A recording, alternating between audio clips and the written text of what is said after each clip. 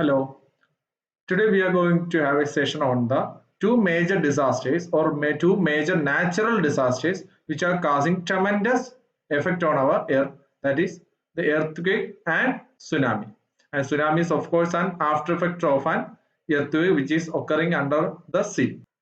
This session contains the comprehensive study on the earthquakes and the tsunamis as well as their case studies. So earthquake is also known as the quake, tremor, and it is a phenomenon where there is a sudden release in extreme energy from the earth crust, result in shaking and displacement of the ground along with the creation of a seismic waves. It is one of the most worst natural disasters or natural hazard which often turn into a disaster causing widespread destruction and loss of human life. If the epicenter or the point of formation of the seismic wave of a large earthquake is situated in the offshore region, or that is beneath a sea, it may displace a sufficient amount of water to cause a tsunami. So tsunamis are an after effects of an undersea earthquake. It also triggers landslides and occasional volcanic eruptions. The earthquakes is not only destructive in the ways of earthquake, it also triggers other natural disasters. So for a better understanding, there is a figure on the left side of this presentation. When a stone is thrown into a pool of water, a series of waves spreads through the water in all directions. Similarly, when a rock are suddenly disturbed, vibration spreads out in all directions from the source of the disturbance. So an earthquake is the passage of these vibrations. So let's look into the terms associated with an earthquake. The first and foremost term is a focus or a hypocenter. The focus or a hypocenter of the earthquake is where the earthquake originated from. It may be a fault zone, it may be some other, it may be a landslide, it may be a volcanic eruption, anything. So it's the point from which the earthquake occurs. The second one is the epicenter. The epicenter of an earthquake is the point directly above the epicenter on the surface of the earth. As you can see in the figure, the hypocenter or the focus is a fault line, as well as the epicenter is a point directly above the hypocenter on the surface of the earth. The next one is a fault. It is a planar or a discontinuity in the volume of rock across which there has been a relatively displacement as a result of the rock mass movement. There is one more term which is associated with the fault. It is a fault plane. It is a plane that represents the fracture surface of a fault. So, or a fault trace. The next term associated with an earthquake is the fault trace or a fault line. It is a place where the fault can be seen or mapped on a surface. So all these will be the causes or will act as a cause for the earthquake. So the next one is an isoseismal line. It is a contour or a line in a map which connects the points having or experiencing the earthquakes of equal intensity. So what are all the causes of the earthquakes? So there are mainly two types of causes. The first one is a natural cause and second is of course a man-made cause. The natural causes can be broadly divided into two broad heads. The first one is, or the most important one is, the tectonic earthquakes. The earthquakes which are caused by the plate tectonic movements are called the tectonic quakes. They account for the most earthquakes worldwide and usually occur at boundaries of the tectonic plates. So you may be wondering what's a plate tectonics. According to plate tectonics, the upper part of the earth is divided into several lithospheric plates, and the movement of these lithospheric plates will be causing all the natural phenomenon that is occurring around the or occurring in the world. The next probable cause for an earthquake is an volcanism. And most probably the volcanic causes are associated with the active volcanism where they erupt huge quantities of rocks and lava. They are generally not as powerful as a tectonic earthquakes and often occur very relative near the surface. Consequently, they are usually only felt in the vicinity of the hypocenter or the focus of the origin. The next one are the man-made earthquake, or in other terms it is known as the induced earthquake.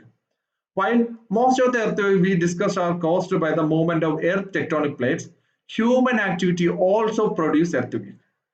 Activities both above the ground and below the ground may change the stress and strain of the crust, including building a reservoir, extracting resources such as coal and oil from the earth, and injecting fluids underground for the waste disposal, or some other kind of nuclear testing. Or most of these earthquakes have been of small magnitude.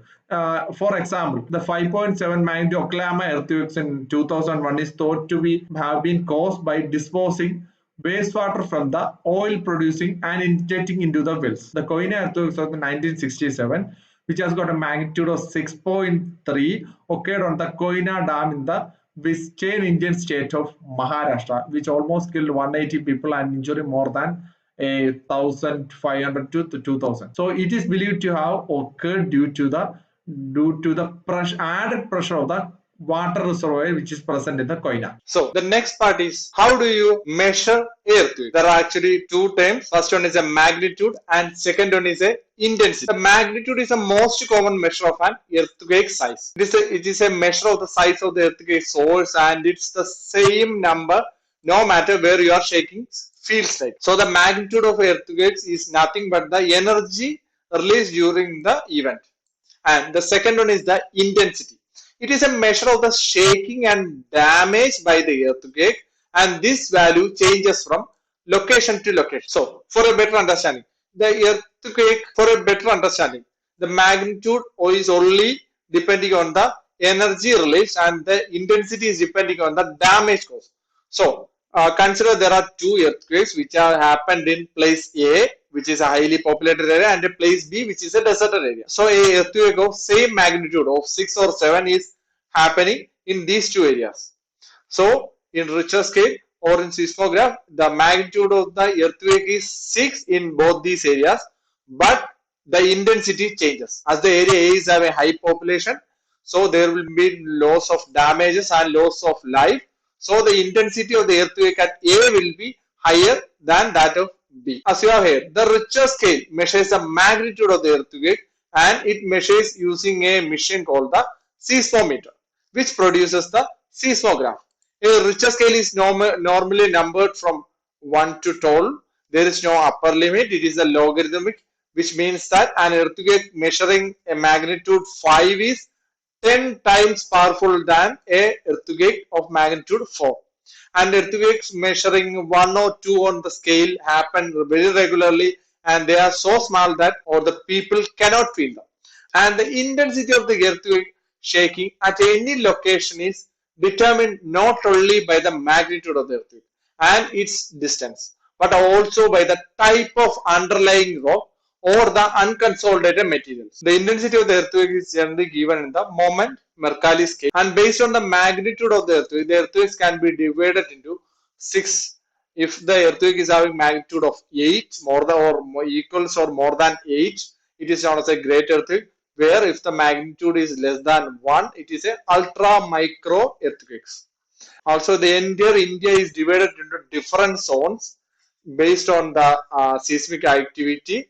There is zone 2, this is said to be the least active, and zone 5, which is a high seismic zone. So this is the earthquake zonation map of India, where as you can see the high density or the areas which are very prone to earthquakes are the entire northeast India, some part of Jammu and Kashmir, parts of Ladakh, Himachal Pradesh, Uttarakhand, Ran of Kutch in Gujarat, and some parts of North Bihar. So is this the earthquakes are predictable? Of course, they are not. It's a natural phenomenon. It's not predictable, but there are certain evidence that comes up before the earthquakes. There is a fall in water level. The animals will be behaving unusually. There is large level fluctuation in oil flow from oil wells. There will be a temperature changes. There will be some upliftment or a subsidence of the earth surface. There will be some foreshocks or some minor shocks before the major earthquake. So these all are the predictions that can be done before an earthquake, but these are not accurate, and there is no rule that these predictions or these precursors should be before a major earthquake.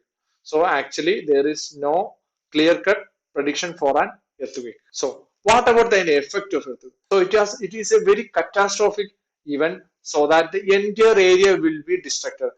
There will be structural damage, road rails, there will be landslides, avalanches, and tsunamis will be triggered as an after effects of an earthquake.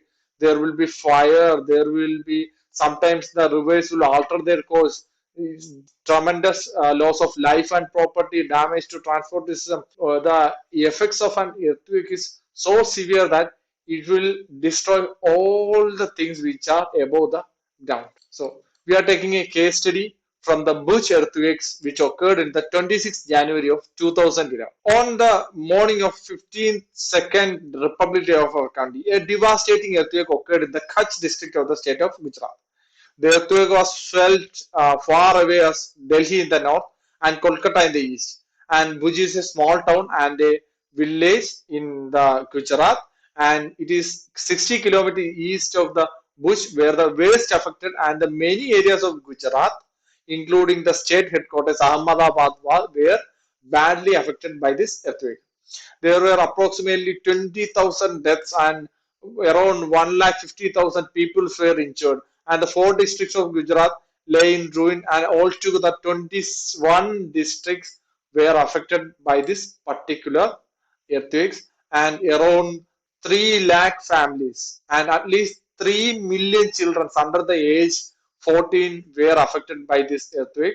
And the earthquake, after effects of an earthquake was around 6 lakh people were left homeless. And in the city of Bhuj alone, around 3,000 people have lost their lives.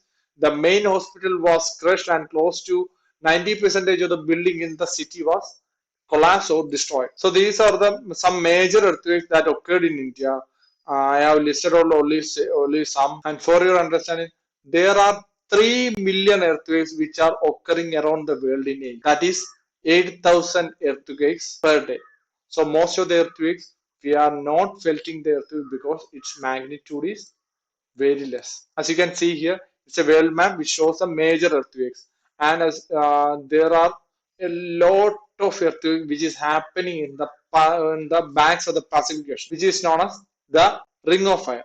And actually, this Ring of Fire is where majority of the world's earthquakes are happening. The next natural disaster is a tsunami. Most of us have heard this tsunami only after the 2004 Indian Ocean tsunami. A tsunami is a series of waves, sometimes reaching a height of over 100 feet in the water body, caused by the displacement of a large volume of water, generally in a ocean or a large lake, can cause, and which can cause a widespread destruction when they crash ashore. So, what are the cause of these tsunamis? As I have mentioned earlier, these waves are typically caused by large undersea earthquakes at the tectonic plate boundaries, or may be caused by some undersea volcanic eruptions. When the ocean floor at a plate boundary rises or falls suddenly, it displaces the water above it and launches the rolling wave that will become a tsunami. And most tsunami, that is about 80% happens within the Pacific Ocean in the zone Ring of Fire. And the tsunamis may also caused by the undersea landslides or a volcanic eruption. Tsunami can attain a speed up to 500 miles per hour. So it is as speed as a jet aeroplane can attain. So at that place, they can cross the entire expanse of the Pacific Ocean in just less than a day. On the deep oceans, tsunami waves maybe appear only a foot or so, something like high, but as they approaches the shoreline or the water gets shallower, they begin to slow down and begin to grow in energy and height. The tops of the wave move more faster than their bottoms. And I mentioned earlier, it's a wave of higher wavelength. A tsunami trough, the low point beneath the wave crest, often reaches the shore first. When it does, it produces a vacuum effect that sucks the coastal water seawards and exposes the harbor and the seafloor. This retreating of the seawater is an important warning sign of a tsunami, because the wave crest and its enormous volume of water typically hits shores around 5 minutes or so later. So recognizing this phenomenon can save a lot of life. And for your understanding, a tsunami is usually composed of a series of waves called the wave train. So it is destructive force may be compounded as successive. So it is not only a one wave, it consists of a combination of several waves. So one of the most destructive natural disasters ever recorded in the history of our Earth was the 2004 Indian Ocean tsunami. The 2004 Indian Ocean tsunami is also known as the Boxing Day tsunami, and it is caused due to the Sumatra earthquakes which occurred in the Indonesia. As you can see in the figure, how a earthquakes or how a tsunami waves can propagate from the or a earthquake origin, and it was covered in Sri Lanka, Malaysia, Indonesia, India, and all those things. It has all almost covered the entire Indian Ocean, and it occurred around 8 p.m. in the morning in the local time morning, and with the epicenter of the west coast of the northern Sumatra, and it was registered a magnitude of 9.1 to 9.3, reaching a Mercalli scale intensity up to 9. So the 2004 Indian Ocean tsunami is believed or estimated to kill more than 2 lakh people in around 14 countries, which makes it one of the deadliest natural disasters recorded in the history of the planet. And these have been the deaths has been reported from Indonesia, Sri Lanka, Tamil Nadu in India, Thailand. There are so many other countries, and the earthquakes were the third largest ever recorded earthquakes and has the longest duration of the faulting ever observed, and it causes the planet to vibrate as much as 10 millimeter, and also remotely triggered earthquakes as far away as Alaska.